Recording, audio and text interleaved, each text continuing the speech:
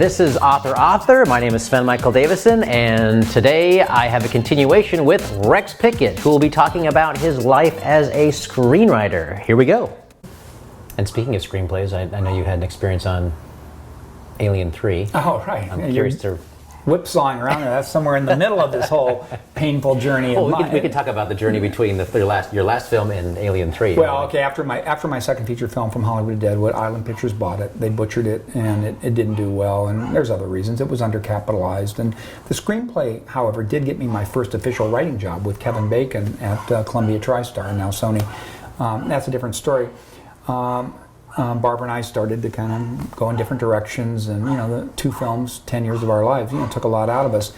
And she became the assistant for Vincent Ward, who was going to be the original director of Alien 3. Right. And then she moved to London. She was his kind of Uber assistant, but Vincent Ward was kind of, and they were, it was monks on a wooden planet or something, right, or whatever. Crazy, yeah. But I'm still very close to Barbara, very much in touch with her, and so they fire Vincent Ward. He's lost his mind somewhere along the trail, and they hire another writer, and they bring in David Fincher, 25 years old, and it's kind of a long story, but ultimately, they got a screenplay, they changed it, and he comes out of music videos. He'd never made a film before. He'd never even made a short film that I'm aware of. He makes commercials and music videos. And he's just not happy with the screenplay, but Barbara's right next to him, in an office right next to him. And the studio kept her, even though the original director was gone? Yeah. She's still, okay. Well, she was, I think I can say this because so much time has passed, she was the one who got Vincent Ward fired. Oh, wow. Okay. She called Fox, said the guy's out of his mind. And bear in mind, she'd produced two feature films. Yeah. She was way overqualified for being a director's assistant, trust me. And so they fired him the next day. They took her word. There had already been kind of cracks, and you have to bear in mind, you got a juggernaut. This is the third of the Aliens. Well, I would think they'd be a little bit scared of a wooden planet, and monks. There's that, but bear in mind, you're out of Pinewood Studios, and there are special effects guys taking this wooden planet very seriously. Yeah. They're building wooden shit, and creating monk costumes or whatever. And when they brought in Fincher, forget that. But he's not a writer, and never has been a writer in his whole career. He's never, I give him a lot of respect for that, because he has respect for writers. And they hired a guy, and so now it's Prisoners on a Planet, and it's dark and gloomy, and Fincher likes dark and gloomy and wet, and so that script's okay. And then they brought in Walter Hill and David Giler, who were the producers of Alien, and the second Aliens, the James Cameron one, and they're also the producers, and they did a rewrite, and it was, I don't mind saying it because it was a long time ago. It was just terrible. It's one of the most amateurish scripts I've ever seen, and Fincher knows it. And meanwhile, he talks with Barbara. They're next to each other each day, and so, she basically, under cloak of darkness, they slipped me the script, and which they shouldn't have done, and Fincher flew me out to London, and I rewrote it in 9 days. And then he presented it to Fox, and they flipped out, and then they hired me. Nice. And then Walter Hill flipped out. And they fired you. After 4 No, I stayed on. Okay. I stayed on for 4 weeks. Okay. And now working with them. But I'd completely rewritten the script in 9 days, and Fox said, oh, okay. They didn't say okay because Rex is such a genius writer. They said okay because David Fincher said, this is my new writer. But, bear in mind, Hill and Giler weren't just screenwriters you could fire and say goodbye to, and, they were the producers of record, so they own the franchise, but or co-owned it with Fox. But they were babies when they flew off. But we stayed on, and it was very cold in London. And my mother had a massive stroke during that time. Did I come back? No, kept writing. And then we presented the finished script to Fox, and it went to every department. And there was a great relief because the Hill-Giler script was just so dreadful. They did a new deal with Walter Hill. They have a pay-or-play with Sigourney Weaver. So they're on the other side, you have a juggernaut moving. Yeah. Plus, they probably already have a release date. Right. You know what I mean? So this is studio politics. So they bring back Walter Hill. First thing he does, he struts in. He's just, I never met him. I met David Giler, and that's another story. And that I don't want to tell because that's, it's just like, whatever. They brought him back, and they did a new deal with him, gave him more money. And there's another part of the story, but obviously they were offended that David went behind their back and brought in another writer, and even if he'd done a way better job, everyone was happy because I brought story and character to it, which they didn't do at all. And bear in mind, Hill and Geiler, they were producers, but they did not write the original Alien. It was written by Dan O'Bannon, and the second one, I believe, was written by James Cameron. Yes. I believe it was. Yep. So they're not, they have written other stuff, but they never wrote Aliens, whatever. So they came back and they ordered the script returned from every department and shredded. And they just said to David, make our script or else. Wow. I'll never forget, last time I saw David at Pinewood Studios outside London, he's this really young guy, really just sat there, shoulders slumped, because he's a kind of high energy guy, and he was so depressed. And I said, David, if you make that script, I know I'm gone, but if you make that script, you won't make a film for 5-6 years, because it's gonna, and it was a bad film. Yeah. Very bad film, and he went forward with it, and he didn't make a film for 6 years, and then he made 7. And I don't like serial killer movies as a genre, but frankly, that's probably one of the best ones I've ever seen. So the scariest opening credits and whatever. And he's gone on to have a career where he's made some wonderful films, and some films maybe, but he's an incredibly talented guy. But he did suffer for 6 years. He did not make a film after that, And I'm not saying my script would have been great. Well, and I say my script, I want to say me and David Fincher, we worked together after I rewrote it, we worked together for 4 weeks. Every day, I met him every day in London, and he respected me as a writer, and I respected him as, and I think he respected the fact I was a writer, but also I'd made film too, so I understood, film grammar and that kind of stuff, and it was about, it was the first time I did something really big, and I saw ego and power, trumping, I've coined all these little phrases, like, between enthusiasm and money lies the Grand Canyon in Hollywood, which is so true. And the other one is, life is not a meritocracy. Right. There was a better screenplay. Everybody knows it. Everyone in London who's on the film knows it. But this had to do about power and ego. Right. A guy had come in under cloak of darkness. You don't do that to us. Fuck you. And we're the producers. You make our script, or we'll just get another director. Right. And we're going to call your bluff. And we're going to call the studio's bluff. So the studio, of course, sided with Hill and Geiler. I'm gone. I'm a peon. And Barbara's gone, because she was the one who orchestrated the whole thing. And, and Fincher, he could have walked from the project, but he had a very powerful CA agent, probably still does, and said, you walk from this and you're going to get a reputation for that. And it might have been good advice for him, I don't know. But he put his heart and soul into that. He works so hard. He's such a hard worker. And, the film is terrible. Yeah. We know that. It doesn't work. There's no story. It doesn't make any sense. That's the script I read. This script makes no sense. But anyway, that's, but I'm not the only one. There are a lot of people have those kind of stories. When you start going up the ranks to, like, these Star Wars 8 and 9. I mean, these are so micromanaged. You have to. I think there's a real talent. Not so much to be a writer or a creative artist. As a writer, at that point, the talent is more how to, filter these voices and kind of like play to them, give them what they want, but meanwhile, glad hand them or whatever, and not say, "What are you talking about? That's a stupid idea. You're an idiot. Fuck you." I'm not that guy. I do collaborate, but when I hear something that makes no sense to me, I don't know what to say to you. For me. But I love collaboration on this project right here, which I collaborate with my archivist, and she's great, and Marco Manone on Tour with Max. We had so much fun Skyping that script back and forth because we were just, in sync on that one, and with Anthony Adams on the musical, with the play, the different versions of the play. I've enjoyed. I love collaborating, but when you're dealing with suits, people up there who they're businessmen. They're not, but they're in a position of power, and you have to listen to them. And John Gregory Dunn, the writer, wife of husband of Joan Didion, said in his fantastic book Monster. He said, everyone in Hollywood thinks they could write if only they had the time. Right. That's how much they denigrate the process of writing. Like, you're just nothing. Or the famous, Jack Warner said, writers are just, schmucks with Underwoods.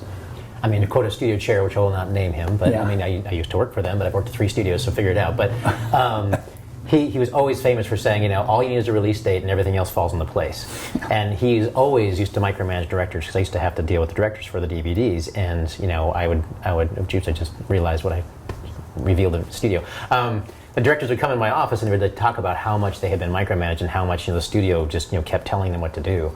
And it was just crazy to me, because I figured, you know, director has to be, you know, one part diplomat, one part, you know, charismatic, one part artist, one part. I mean, you have to wear so many hats to deal with that studio system. I think it's insane. I don't know how people do it. I mean, it's totally changed. And again, when you have like a $250 million Pirates of the Caribbean or whatever, you're not going to let, you know, somebody go off and do their own personal vision, whatever. You know, they're answering to people. I mean, $250 million, and that's only the production cost. There's $250 million to market it. Yeah. So you're talking about $500 million for images. You know, a lot of people are going to weigh in on that. So that's their justification for it. In fact, that's why we talked earlier about we don't. You know, the era of the auteur, you know, the Jean-Luc Godard or the Alexander Payne or whatever, that era has gone away, because they're hiring young directors only, maybe have done 1 or 2 films, precisely because they know they can micromanage them. You take the job precisely because you scream a lot at your crews, but you do exactly what they tell you to do. I mean, sure, you might have battles, but it's not like you're battling artistically for a vision. You're just, you know, and we end up with these films like, you know, The Mummy.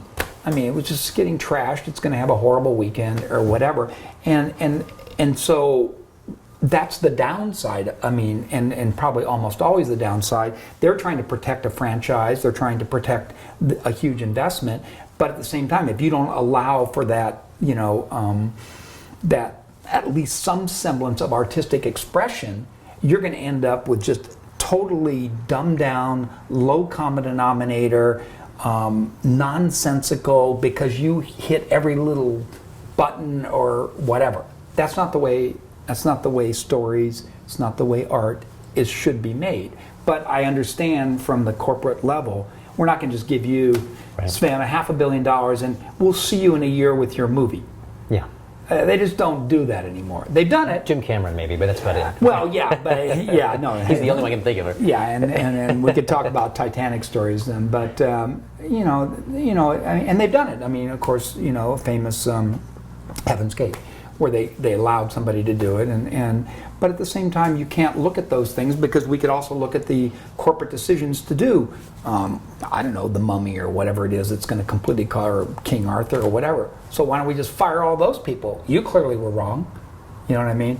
So the part of that's one of the problems with film. Film as an art form, even though digital can be inexpensive, if you want to make a film like Chinatown, where it's just going to have stars and money and production values and just oozes and one of the great films of all time, you know, and a bleak ending and everything else, you know, you have to give that director that creative freedom.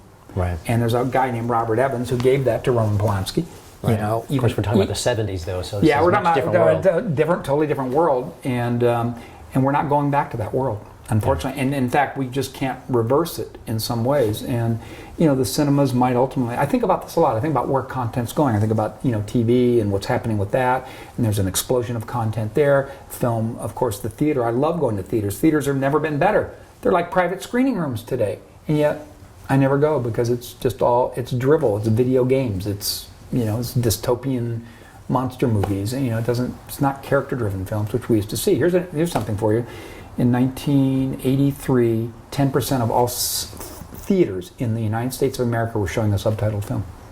Wow. 10%, 1 out of 10. A lot of French, you know, comedies, yeah, but they were, you know, character-driven, dialogue-driven. Today, it's less than 0.001%. That's how xenophobic we've gotten. That's how, you know, a film comes out today. It's in like 4,000 theaters. It's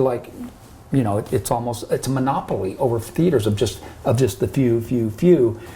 Playing that kind of game. It's not the same truly great art form that, you know. I mean, obviously for me, and people say, "What are your, you know, 10 favorite films of all time?" or whatever. But you know, I mean, we would never see an 8.5 by Fellini today. So, do you think that type of storytelling, that sort of that milieu is now in television, or where do you think it's going, or do you think it's just disappearing altogether?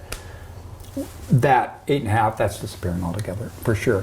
Television, you would think there's a lot of risk-taking going on in television, but if you take Netflix and Amazon, who've really entered the game, they're not judging things by, of course, box office, and they're not even judging things by ratings.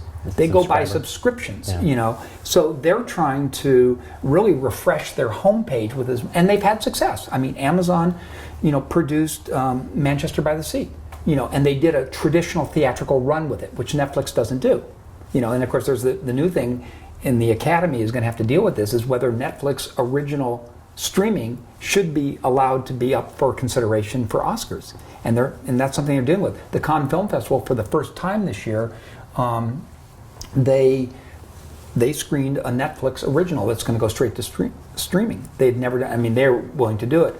I don't know if you saw Jane Campion's Top of the Lake, which is a limited series.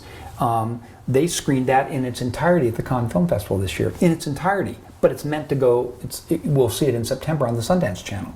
It won't go into the cinema, but it might someday because they screened it there. I mean, it's changing so fast, Sven, everything. So I wrote out a limited series, and I had an idea for it, and I was just going to write, generally what you would do in something like this, you would write the first episode and then get your agents to get you meetings and pitch the rest of it. But I didn't want to pitch it and have somebody like it and then be micromanaged through it. Well, Rex, in episode 2, I think if your character does, no, I don't want that.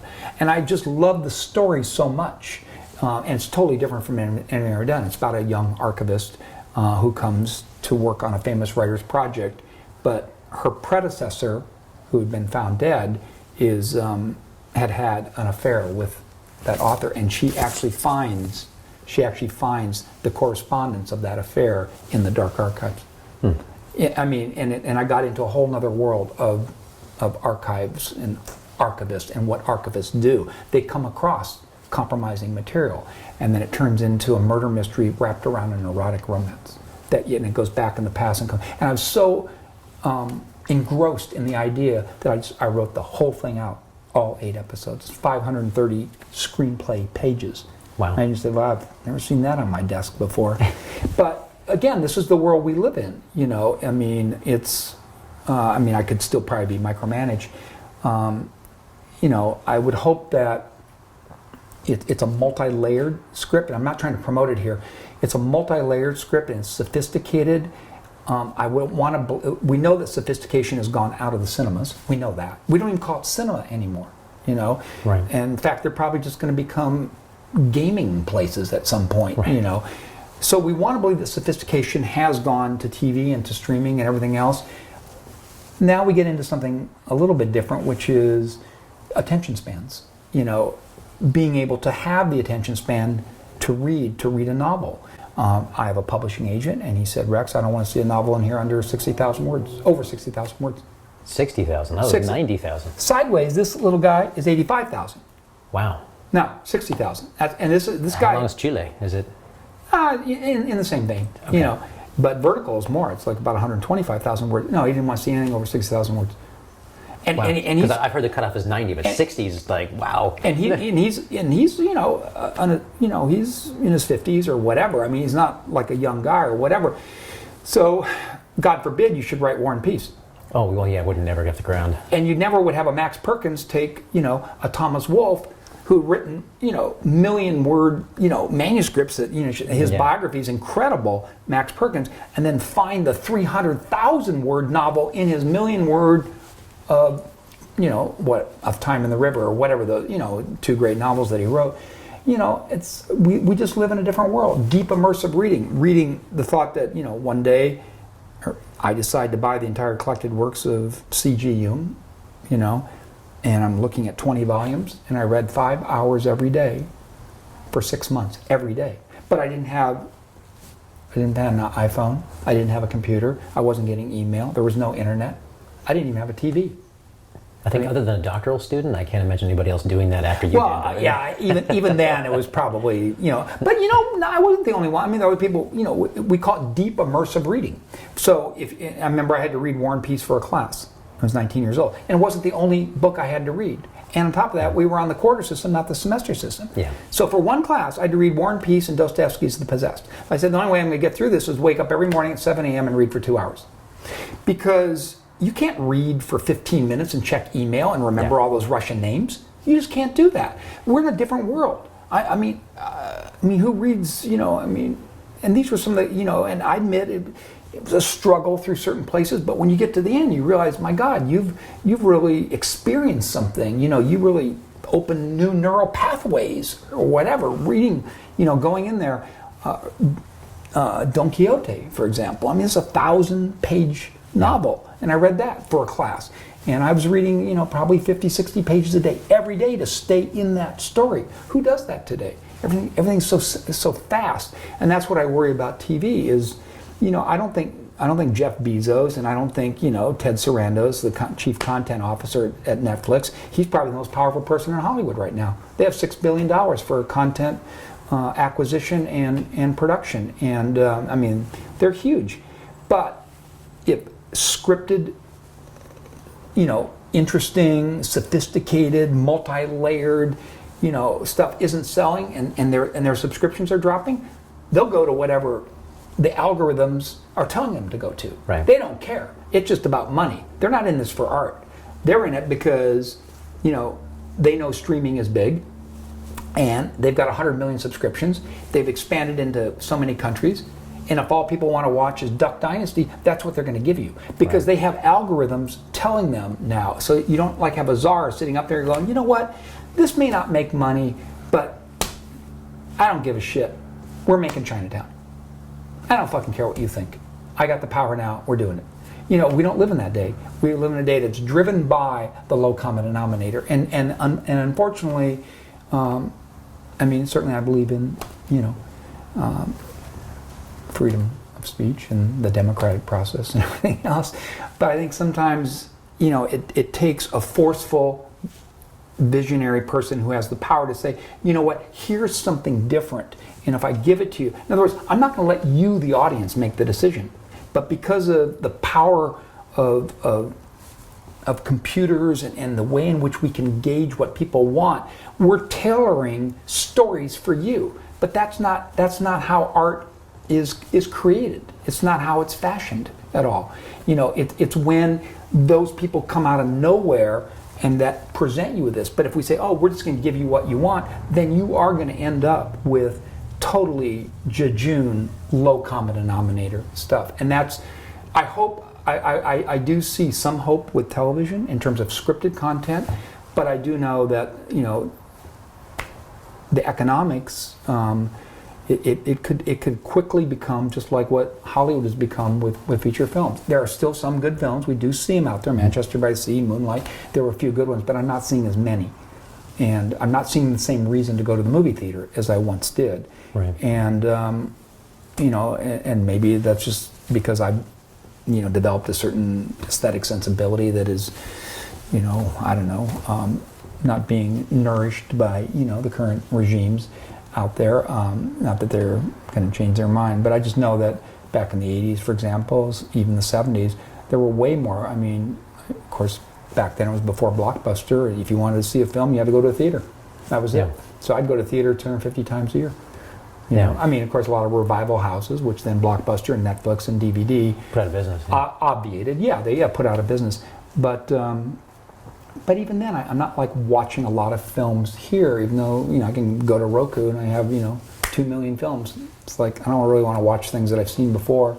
Right. And the new stuff is, I don't want to sound pessimistic because I've lived a life of believing in the transformative power of art, be it in film, and or literature, my two loves, but other art forms, and even recently with my play, hearing the laughter and people getting excited about stuff, and that is and to know that you created it and you evoked that feeling or that reaction in people is hugely rewarding, and that's the only reason I ever did it, was for was to touch people with something that I gave of myself, and I'm not feeling that from the cinema or from TV as much, I wish we were, but unfortunately, as we talked, there's the economic side to it. Things with Miles is now a successful author, but he's not rich, and he's doing a corporate outing up in the San Ynez Valley where Sideways took place. So he's really almost become a victim of his own success, if you will. And he reunites with Maya, and their relationship didn't work out. There's still some heart there. There's still some feelings there. She's now married. And we get the sense that in the intervening years, he tippled a little too much, that success went to his head. He didn't handle fame very well. He's once again rudderless and a little bit lost. And then Jack comes up, is now divorced, but he has a kid. In the opening, Miles gets offered a chance to go to the country of Chile, which has tremendous wine that we don't see up here, to research a novel. Please subscribe so my dad can make more videos like this. Thank you.